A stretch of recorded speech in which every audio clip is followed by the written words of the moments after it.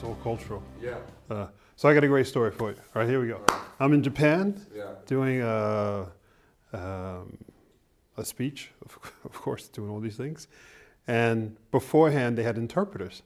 And someone told me, make sure you always talk to interpreters. So I'm talking to interpreters. I say, hey, you know what? I got an idea.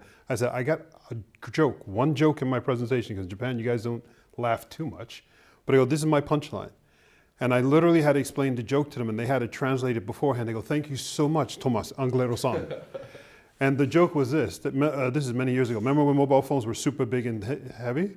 And I said that the mobile phones here in the world, everybody thinks they're really stylish. These big mobile phones in my old neighborhood, in the ghetto, we used them to beat the shit out of people. Yeah. And they said, they literally stood there to translate going, ah, because they figured out how to translate it. So when I did my presentation, I got to that punchline, everybody laughed. And then they later on told me they actually told a totally different story. That was the only way to translate it. Culturally, it doesn't work. No, it doesn't? No, you don't beat somebody over the head with a mobile phone. So they came up with another story that was, so culture, yeah. You know? But you thought though, when you were there, that your, that your joke just worked, it totally... You respect cultures. I mean, living here in Norway, being a foreigner, respect culture. Different doesn't mean bad, it's just different. Do you sometimes feel like being from New York, being more international than Norwegians, and more maybe like you're from a bigger country, more citizens? Do you feel like that gives you like a... No, I've never thought that way. No? No. You're thinking about it completely wrong. You don't understand. The way I think about it is, right now we're talking, what an opportunity I have to learn from you. That's it. Yeah. Every time I meet somebody, it's what an opportunity it is to learn from that person. Yeah. It's not this, I come from New York and you're from Little North. What the hell is that crap? Do you think that your mindset comes from, like we talked about, coming from a poor neighborhood and being more open-minded in that way? No, my mindset comes from my mistakes. Yeah. A lot of mistakes, especially living in Norway. A lot of mistakes. Came here with very much a not a Norwegian mindset, and struggling and fighting the culture. So I could tell you what happened to me. Things were not easy here. Hard to get a job. I remember my first job interview in Norway was with START. And I was on the phone with them and they said, come on in, we're going to sign the papers. And I came in to sign the papers. The guy looked at me and he goes, started asking me interview questions. I go, I don't understand. We did all this over the phone. I'm here to sign the papers. He goes, you're never going to work for us. Never. So he says, this interview is over. So I went to shake his hand. He said, no, get out. So I go outside the door of the room and I start going back to the reception desk where I came from. He goes, no, you don't go out that way. He goes, you go out the fire exit. So he opens up the fire exit and then there's steps, go down like that. And no one had ever used it because it's a fire exit and there was nothing but cardboard boxes and dust about that thick. And he slammed the door closed on me. I have been in Norway for 1 week. It was my first job interview. And I got hit with that. But why? Did you like... He didn't give me an explanation. No? It's so difficult, life, when you get faced with life. You never get an answer to the why. And you naturally blame the world. You get angry at the guy. And I was very angry for a long time, for a lot of things. Things were not working here in Norway. And my breakthrough moment was, I was coming, this is a couple of years ago, whatever, coming home from Rimi with my plastic bags full of food. And I'm about to cross the street and it hits me. I drop my plastic bags, I bend down and I start crying in the middle of the street. I figured it all out walking home from Rimi with stupid plastic bags. And I realized it was all my fault. I flipped my entire perspective of my life where I blamed everybody. In that moment I said, no, It's always been and always will be my fault. That guy sent me down those stairs, said no and whatever. It was my fault. What can I have done better? What can I do better? How can I be better? At that moment, I own every aspect of my life, and that is how I exist my life. And from that moment on, things, everything now is like this. I own it all. That was a changing moment, and it's nothing to do with, oh, American, living in Norway. Bullshit. Are you mature enough to own yourself? And then you will succeed anywhere, irregardless of language and culture. It will be rough, but people will feel the love. That's the answer. So when you flip that switch and you walked home, and then you started... Cried home. Yeah, you cried home, actually. I did, actually. Did someone comfort you, though? Like, sit down with you and like, what's wrong? No, no. Norwegians don't do that. No, but nobody will be there. No, I'm being desperate. It doesn't do with Norwegians. Do not expect anybody to comfort you. No? No. Again, that statement is on the wrong perspective. Yeah. That's an external thing. Own it. Own the crying. Own your life. Yeah. Own your moments. And be in the moment. Like right now I'm talking to you. I'm not trying to impress you. I could give care less. But I'm giving you everything I got. I'm not faking anything. I'm proud of who I am. I'm proud that I cried. I'm proud that I woke the hell up. Thank God. That's tough, man. If people aren't there to hug you, they're not supposed to be there to hug you. But when you get a hug, when you need it, wonderful. Somebody gave you love when you need it. What a wonderful thing. But don't expect it. But give everybody love. Everybody love. If they don't want it, ask yourself, why don't they want my love? What can I do better? What can I do different? That is tough, man, to exist that way. But it's powerful. It seems like your mindset is very expect nothing, but like give everything all the time. Yes. Is that correct? Yes. Yeah. Yeah. So when you go on stage, like now, you don't expect any reaction. Why would I? Why would I expect? Why would I expect anything from anyone? You just gotta give it. Always. Yeah. Don't you understand? That's it. Yeah. That's it. Since I've been this way, we were talking before on stage. I'm humbled that you guys invited me. I'm like, why me? I actually go, why me? I tell you, I think this year I'll do 60, 70 keynotes this year. Last year I did 100. So I talked to tens of thousands of people a year. Why me? And I think it's a wonderful place to be. I've done the ego thing. I was a CEO during the dot-com time, made a lot of money. Ooh, big ego. Not a nice guy. It's much nicer to have your feet down and be connected to everyone. I'm connected to you now. I'm not, whatever you want, I give it to you. And I'm giving you everything. And I think it's wonderful. Life is about creating moments. This is a moment. Imagine every time you have a conversation with somebody, you're creating a moment. Life is just full and beautiful then. Right? I agree. Yeah. Especially now. Yeah. That's the way. Open my eyes. Man. Yeah. Just stay there. Stay there. The second you start thinking, oh, I should say something to impress him, or, we're guys, so there's an attractive woman, oh, I got to impress her.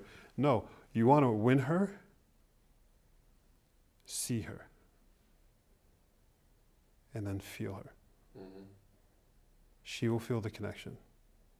So when you met your wife, yeah, in the States, yeah, I have to ask you. Oh man, this is the story, huh? How did you meet her? So she was a transfer student. Hun er norsk. She's Norwegian, and she was a transfer student to in Brooklyn. We went to school at Pratt Institute.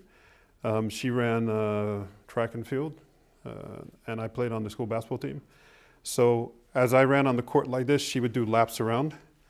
And I remember we finished doing a sprint or something, and I had muscle back then, not like I am now, I'm a mess now. And I was sweating, so I'm sweating, I got all this muscle, and she would be walking by me after she does the sprint, and I go, how you doing? And I'm just looking good, And she would just look at me like, not even pay attention to me.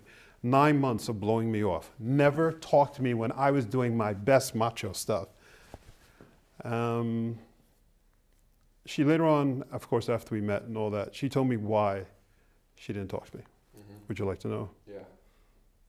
She said, this is not a very guy moment, but she said, you hung around so many women. Whenever I saw you, there were like 5 or more women around the whole time.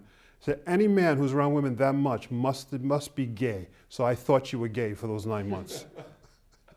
And here I am doing my macho stuff. How you doing? Yeah. Hey, can I talk? Hey, isn't that funny? So Yeah, it is actually. yeah. But she came back with her to Norway. Yeah. No, actually, no. No. She did a Norwegian thing.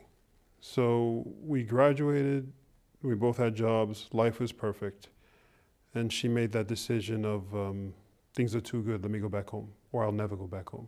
Norwegians are bound to their soil. Yeah. That's a cultural thing. Mm-hmm. And she actually left on Thanksgiving Day while we were in New York. That's a big deal. Don't leave on Thanksgiving Day. Thanksgiving Day is the day you come together, not when you break apart. So we lived apart for 18 months.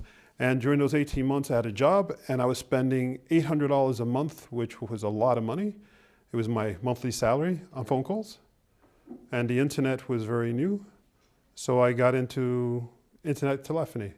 I'm the 10th person in the world ever to use the internet for phone calls. Mm. So I actually was one of the first people in that business, and that's how I got into IT and technology. And long story short, moved to Norway, started up with Ericsson, started up that group there, or worked in that group there, and that's how I became a nerd, love. Mm. I had to follow her. Yeah. So that's how I became a tech guy, was because I needed to be with her. So I used the internet as a phone way before the internet was a phone. So I thank her for the reason I am who I am today. Yeah. So if it weren't for her. It wasn't for, yeah, exactly. I would never have come to Norway. It's cool. It is what it is. It's You're full of good stories. how much time we got? It's life is a story. Just tell it. Yeah. Yeah. I have a question. Can I ask a question? Yeah. You know, when I meet a lot of people, if they are students or if they have a job, Yeah. a lot of times I meet people who don't do what they like. Hmm. Like I'm really curious why some people, I know it's really scary to follow your dreams, you know, are we driven by fear, you know. So I think my purpose in life maybe is to inspire people to do what they like. Hmm. And I get really happy when I meet people who do what they like. Hmm. Like for example, Håkon, he went to like a audition Yeah. to be a actor. Like just doing things to pursue your dreams. That's it. But that's what life's all about. But why do you think so many people don't do what they like? Fear. Fear. Safe. Mm. Yeah. And it's killed everyone. And I'll touch on it when I get on stage, if I remember. Most people, literally when I say most, over 50% of people, in their last moments, literally your last few minutes of life, have the same thoughts. There's 10 thoughts that almost everybody has. And that's, did I love enough? How come I didn't tell people that I love them? Why did I work so much? Why didn't I go to my kid's football game? Those are regrets. And this was, actually there's a nurse who worked at a hospice. And she worked there for 25 years. She held the hands of people in hospice, you guys know what hospice, right? Where you go to die in the last minutes. Yeah. She held the hand of people, her job was to hold your hand just before you die. And people died every day, many people. So after 25 years, you know how many tens of thousands of people? And their last words were always the same thing, all these 10 things. That means that the majority of us die with regret. We never fulfilled who we were meant to be. We lived a life, if you work for 9 to 5 and stuff like that, you're living a life for a boss and you're completing his or her vision, but not your own. So the question is, did you ever exist? And then to finish this off with a major question here. Yeah. Do you feel like you fulfilled you're supposed to be? Oh no, No? no, not yet. She'll try? What I'm doing is the way I fulfill it, my formula, and I'm going to give that advice when I get out there. And that's how I'm going to end it. I'm existing in every moment that I am breathing. I'm doing and feeling and saying exactly what's coming through my damn heart. I do that every day. Mm-hmm. And I wake up the next day and I do it again. And then in my final moments, I know I gave as much love as I could. I believe I will end up, and I'm already proven from the plastic bags till now, what a journey. And I'm still the same guy before, but before nobody wanted to interview me, nobody would tell me down the hall. I mean, it was horrible, but I'm still that same guy, but something changed. Mm. When you ask me if I'm going to fulfill my final moments, I'm sure I'm going to have a full life. A full life based on just loving and being. That to me is what an amazing life. I don't say, am I going to fulfill it? Did I buy a Ferrari? Who gives a shit? If it ends up with a Ferrari, fantastic. But so many amazing things are happening. I'm traveling around the world, meeting amazing people. I'm here in Norway, and I have better relationships with Norwegians than I've ever had before. And Norwegians love love. Yeah. They just, hard for them to find it because of all the layers of crap, you know. But underneath it all, everybody loves love. Mm-hmm. So just be your ultimate version of you every day. If you can't be it the whole day, try it 30 seconds. Next day, try for 45. It's a wonderful life you have. Yeah. That's it, man. That's it. So That's right. simple.